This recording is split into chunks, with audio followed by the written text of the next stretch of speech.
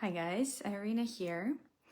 Today I'm doing, I think it's day 12 out of my 30-day life challenge.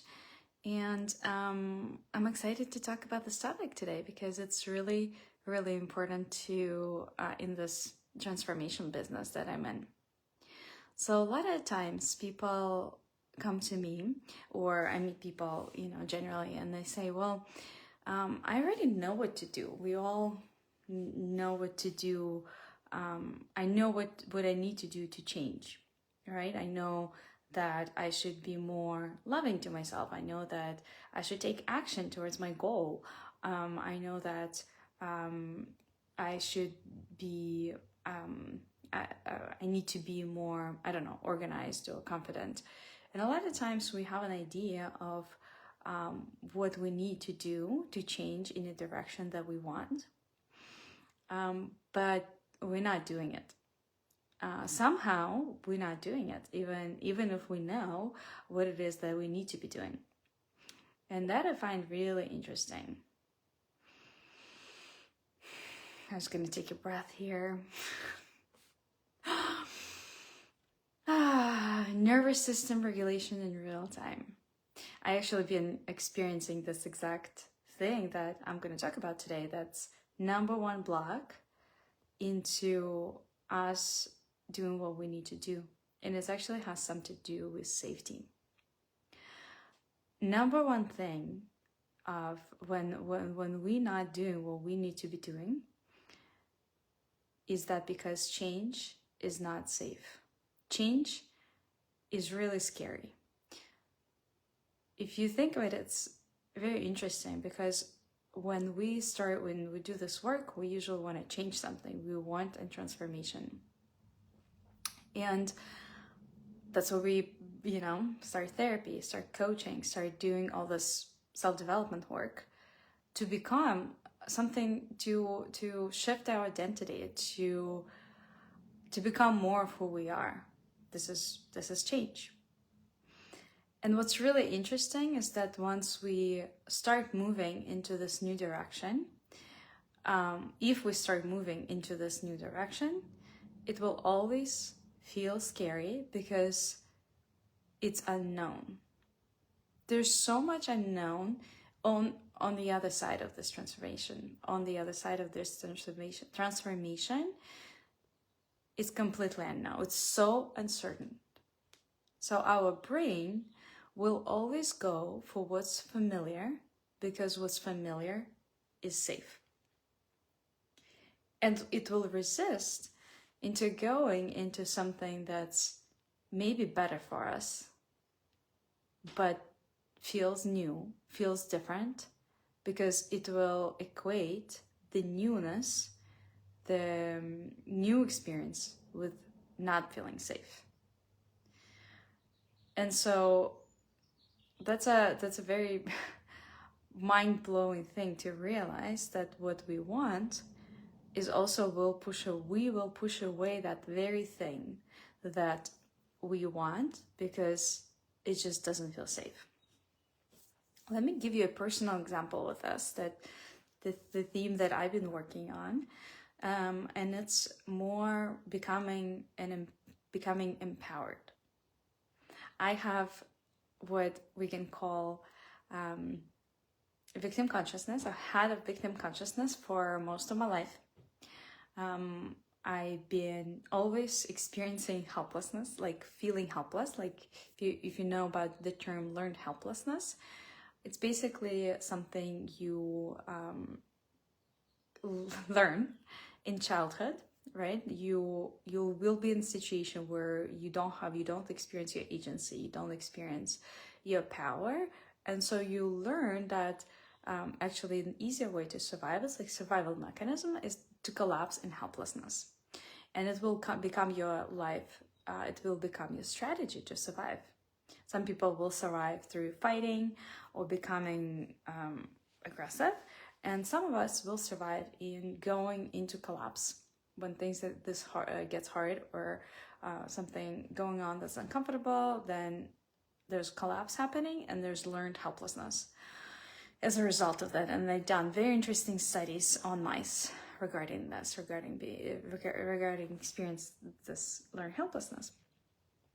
What did this learned helplessness does to you is that you start experiencing yourself as incapable, as weak, as somebody who's not able to handle life, as somebody who cannot stay with the challenge, but kind of needs to give up and needs to just, go hide under the blankets. By the way, it's very hard to see this thing in yourself and kind of like admit it to yourself. So I remember when I was working for Google, my manager brought it up to me. He was like the first person who actually pointed out to me that I have this pattern.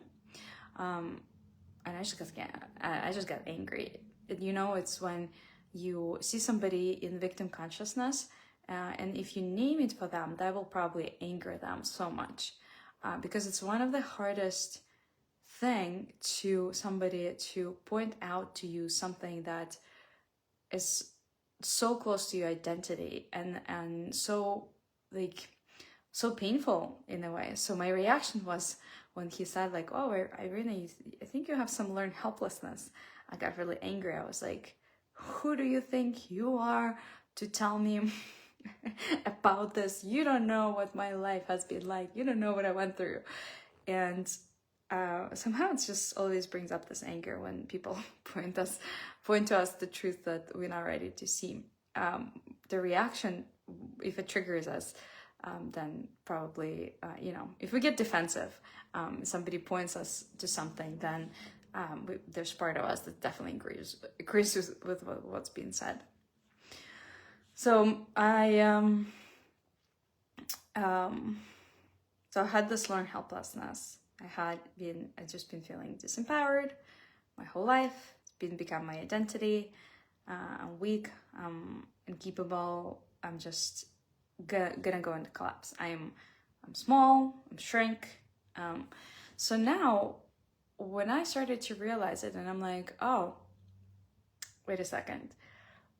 I actually don't feel that way inside, but when I see myself from the outside or how I show up, I feel like I just show up so much smaller than how I feel inside. So that was my first discrepancy when I started to realize, wait a second, something's not matching here. Something's just not right in how I present myself to the world, because inside I actually do feel very empowered and kind of strong and confident. But then when I show up in the world, when I see myself through other people's eyes, I'm always like shrinking and collapse, and I'm like this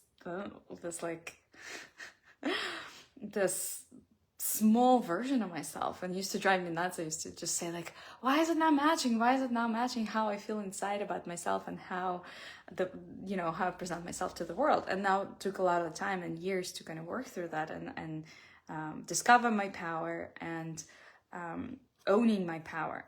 But what I was saying is that when I started to own my power more and more, my whole nervous system was just like freaked out. It was like, no,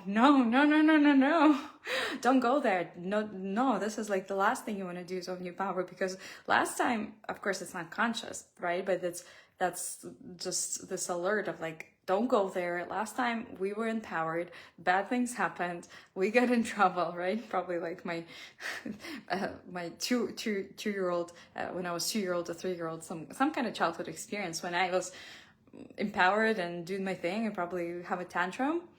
Something happened where that power was shut down. I was probably like, I don't know, punished, suppressed, right? Like I was told, I was demonstrated that this is not okay. This is not when you are in power, when you being yourself and you're in your full energy, something bad happens. And it was coded into my system. And that's what happens. It's really the version that we are. It's a lot of coding. It's a lot of those coding from the past of how we need to be safe in this world. I need to be nice. I need to caretake others, right? All these patterns that we have, it's just coding from the past. That's exactly what we need to do to stay safe. That's how we survived.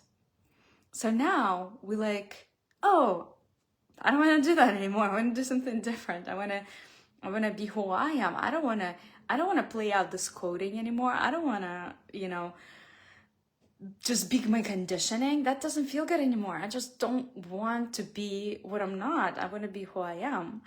But that requires change, and it requires overcoming all this coding and all this protective mechanisms, the mechanisms that keep us safe. And so people start changing, and they start learning about the change, and now there's so much information. You can probably, figure out how to, whatever, ask ChatGPT, and that's why that ChatGPT is not going to help you transform, by the way. Just like it will give you information, what you need to do, and then when you still need to go to that process of going into the change, and that's where it will not feel safe, and your whole system will shut down, or you will go into procrastination, avoidance, and all these protective mechanisms that we do when we don't feel safe. And that's so somatic. It's such on a deep level that usually you need help to move through this. I needed a lot of help to move through this because it wasn't, I needed to work with my nervous system and create a lot of safety that, okay, this new version of myself is safe to be with. And it still doesn't feel safe sometimes. And the work never stops. It feels, I feel much more like myself, like the matching, like the inner, that show Severance? It's like the outie, the innie, like finally they're like matching. Finally they're like closer to each other.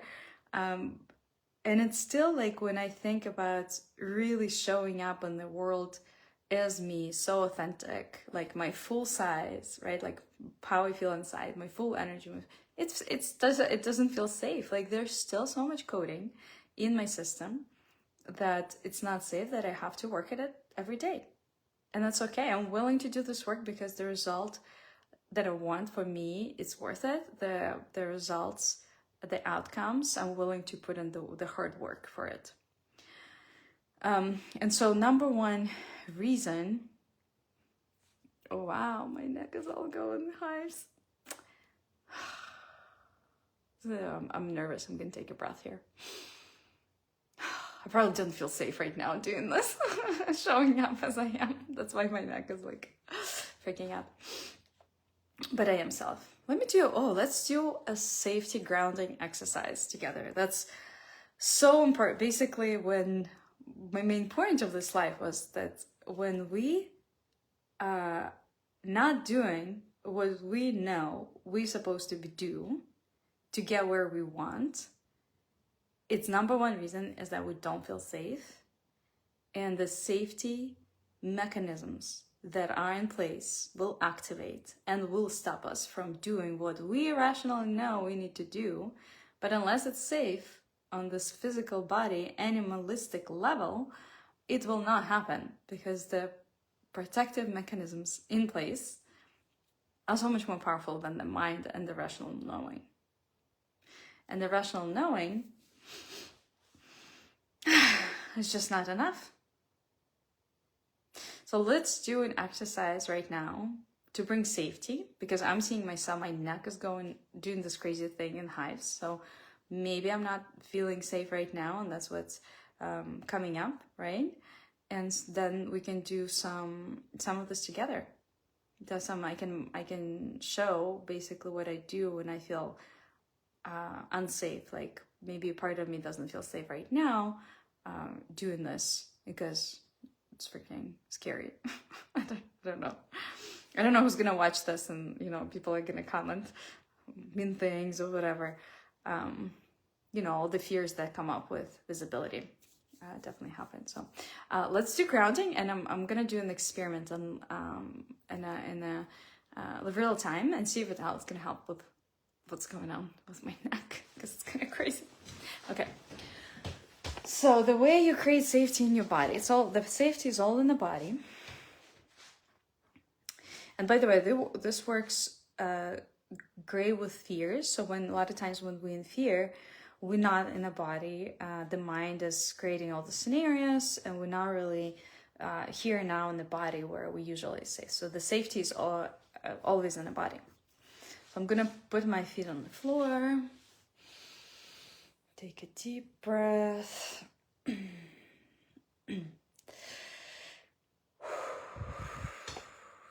Another deep breath. And just feel my feet on the floor. Feel like my body sinking into this chair.